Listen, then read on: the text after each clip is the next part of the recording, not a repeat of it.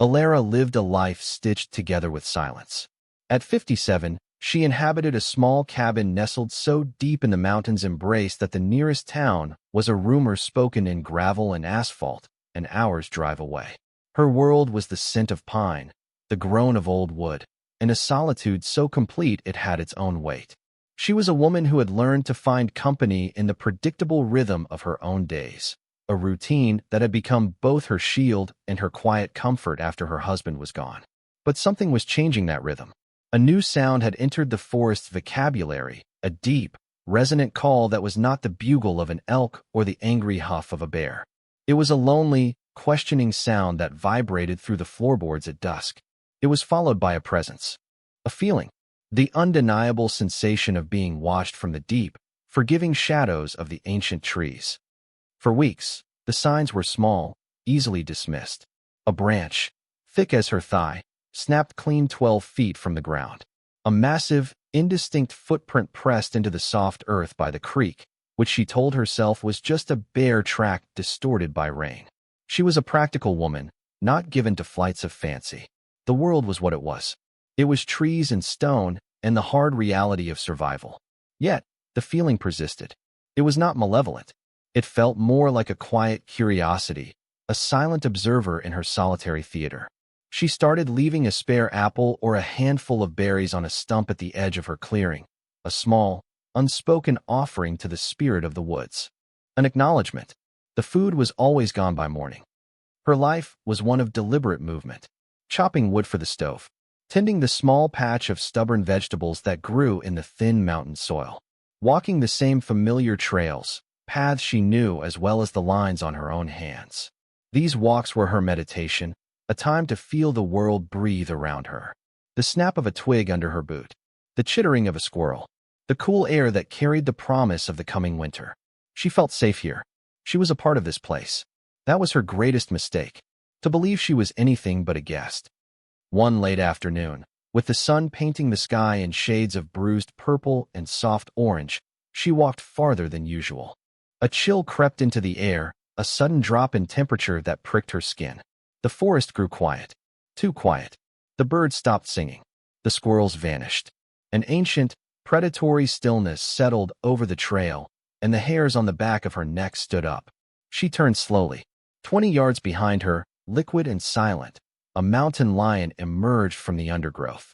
Its body was a coil of pure muscle, its tail twitching with lethal intent. Its yellow eyes were fixed on her, ancient and unblinking. There was no curiosity in that gaze, only hunger. She froze. Her heart hammered against her ribs, a frantic drum in the sudden, deafening silence. Every survival instinct screamed at her. Do not run. Make yourself big. Do not show fear. But fear was a cold flood, paralyzing her limbs, stealing the air from her lungs. She raised her arms slowly, her hands trembling. The cougar lowered itself, its belly brushing the fallen leaves. A low growl rumbled in its chest, a promise of violence. It was going to pounce. This was the end.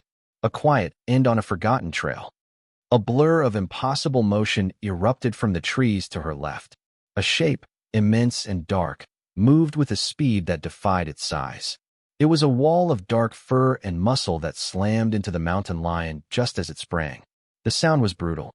A sickening crack of bone and a furious snarl from the cougar, cut short by a sound of immense, guttural rage.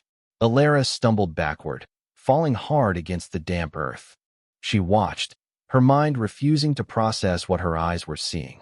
The dark figure, impossibly tall, held the predator in its massive hands and threw it against the trunk of an old oak. The mountain lion fell in a broken heap. It did not move again.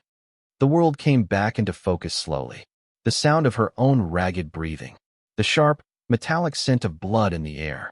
Her savior stood over the fallen cat, its broad back to her.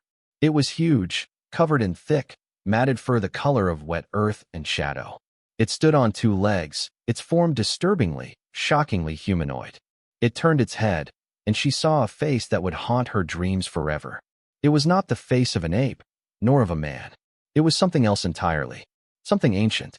Its eyes, deep-set and dark, found hers. They were not the eyes of a beast. They were intelligent, aware. and filled with a profound weariness. Then it slumped against the oak tree. A deep, shuddering breath escaped its chest. It cradled its right arm, and she saw the dark stain of blood spreading through the fur. The cougar had not died easily, for parallel gashes, deep and vicious, ran from the creature's shoulder to its elbow.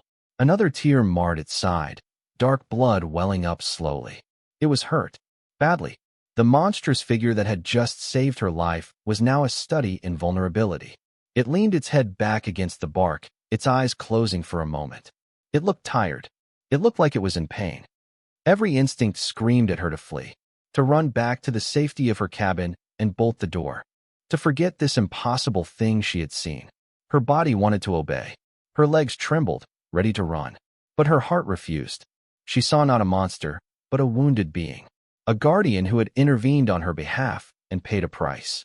The deep, ingrained empathy that defined her quiet life rose up, a force stronger than her fear. She could not leave it like this. She simply could not. She pushed herself to her feet, her movements slow and deliberate.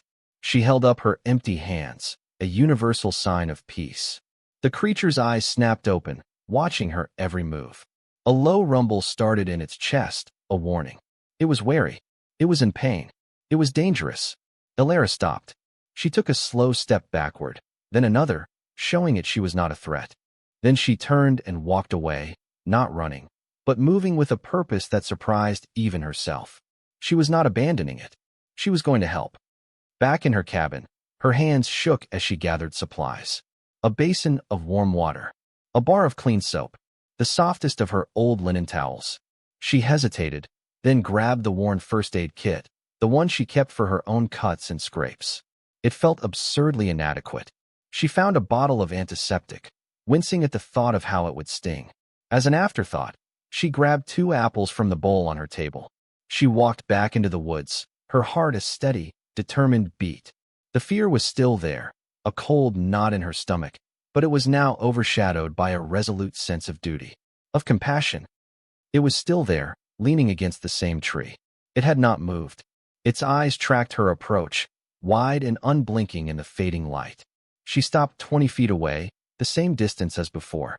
She knelt and placed the basin on the ground. Then the towels, the soap, the medical kit. She took one of the apples and rolled it gently across the forest floor. It came to a stop a few feet from the creature. She whispered into the quiet air, her voice barely audible. "It's for you." The creature watched the apple, then looked back at her. It did not move. It simply observed, its immense head tilted slightly. Its breathing was still labored. She backed away slowly, retreating to the edge of the small clearing, and sat on a fallen log. She would wait. She would show it she meant no harm. The minutes stretched into an hour. The sun disappeared completely, leaving the forest in the deep blue of twilight. Finally, with a slow, deliberate movement, the creature reached out its uninjured left arm and picked up the apple. It held it for a long moment, then brought it to its mouth and took a quiet bite. That was the beginning. For 3 days, a strange and silent ritual unfolded. 4 times a day, she would bring a basin of fresh, warm water and place it near the tree. She brought food, not just apples, but baked potatoes, carrots from her garden, and even a small loaf of bread she baked. She never tried to get closer than 20 feet. She would just leave the offerings and retreat to her log, watching. The creature ate the food and drank the water. It used the clean water to wash the drying blood from its fur, its movements slow and pained. It watched her constantly, its gaze a heavy, palpable thing. It was studying her, gauging her. On the 3rd day, a test came. As she set down the basin of water, the creature pushed itself off the tree and took a single, heavy step toward her. It stood to its full, staggering height, well over 8 feet tall. It towered over her, a giant forged from shadow and earth. It let out a low grunt, a sound that was not aggressive, but questioning. She held her ground. She did not flinch. She simply met its dark, intelligent eyes. Her heart was a frantic bird in her chest, but she stood still. She had to pass this test. It took another step. It was close now. So close she could smell the earthy, musky scent of its fur, the smell of damp soil and pine needles. It slowly raised its injured arm, a clear display of its wound. The gashes were ugly, inflamed at the edges. They needed to be cleaned properly. It looked from its arm to the medical kit she had left on the ground. Then it looked at her. It was an invitation, a question, a plea. "I will not hurt you," she whispered. Her voice was a thin thread in the vast silence. She moved with an almost unbearable slowness. She picked up the kit and a clean cloth. She approached it one careful step at a time. The creature remained still, a mountain of quiet patience. She stood before it now, so close she had to crane her neck to see its face. It watched her hands as she opened the bottle of antiseptic. It tensed as she soaked the cloth. This was the true moment of trust. She lifted her hand toward its wounded arm. Just as her fingers were about to touch its fur, its left hand shot out. It did not grab her, but gently, deliberately, wrapped its massive fingers around her wrist. The strength in that grip was terrifying. It could have snapped her arm like a twig, but the pressure was controlled. It was a final test, a reminder of its power, and a question of her intent. She did not pull away. She did not cry out.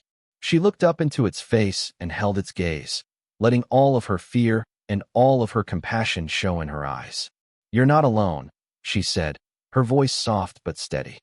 After a long, silent moment, the immense fingers loosened their grip. The hand released her wrist. The creature held out its injured arm, offering it to her fully. Trust. It was a gift, earned in silence and stillness. She began to clean the wounds. She worked gently, flushing the deep cuts with antiseptic, her touch as light as she could make it. The creature flinched when the liquid first touched the raw flesh, and a deep groan rumbled in its chest, a sound of pure pain. But it did not move. It did not pull away. It stood perfectly still, allowing this small, fragile human to tend to its injuries. As she worked, a strange sense of connection bloomed between them. There were no words, but everything was communicated. In the way it leaned slightly, taking some of its weight off its injured side. In the soft grunts that acknowledged her gentle care. In the quiet patience with which it endured the stinging pain. When she was finished, she carefully wrapped the arm in clean bandages. It was a clumsy, amateur job, but it was the best she could do. It was enough. The creature looked down at its bandaged arm, then looked at her. Its expression was unreadable, but its eyes held a depth of emotion she could feel in her soul. It then did something that shattered her understanding of the world. It raised its uninjured left hand and pointed, not at her, but deeper into the woods behind it.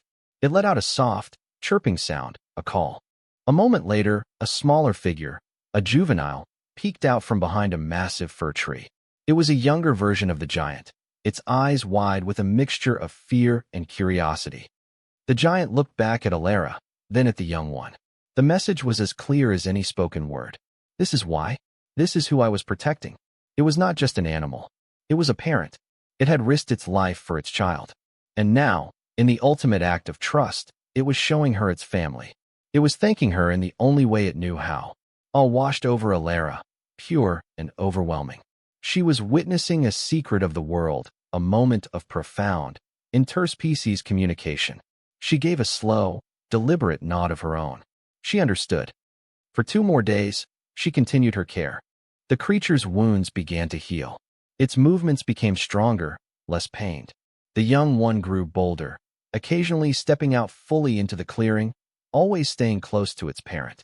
On the morning of the 6th day, she came out with her usual offerings and stopped. The creature she had helped was standing tall and straight. The young one stood beside it. And further back, half hidden in the shadows, stood a third, even larger figure. Its mate. The family was whole. The creature she had nursed back to health took a step forward. It stood before her, its bandaged arm a stark white against its dark fur. It looked down at her for a long, silent minute. There was no threat in its presence, only a deep, quiet gravity. It lifted its massive head and gave her a single, slow, deliberate nod. It was a gesture of farewell, of respect, of gratitude. Then it turned. Without a sound, the 3 figures moved as one, melting back into the ancient forest. They did not run. They simply walked, and the woods swallowed them whole. One moment they were there, and the next, they were gone. Alara stood alone in the clearing. The silence that rushed back in was heavier than before, filled with the weight of their absence. The forest felt both emptier and more alive than it had ever been. She was alone again, but her solitude felt different, changed. She carefully gathered the basin, the leftover bandages, and the empty antiseptic bottle. She left no trace of the impossible event that had unfolded there. The secret was hers to keep. She knew no one would ever believe her. She also knew it was not a story meant to be shared. It was a gift, a sacred, shocking gift. She returned to her cabin, to her quiet routine, but the world was new. She was no longer just a solitary woman on a mountain. She was a witness, the keeper of a profound truth, that in the deepest parts of the wild, there was a wisdom, a compassion, and a family that had, for a few short days, shared her world. The forest was never the same again. It now held a quiet promise, a shared memory that echoed in the silent spaces between the trees.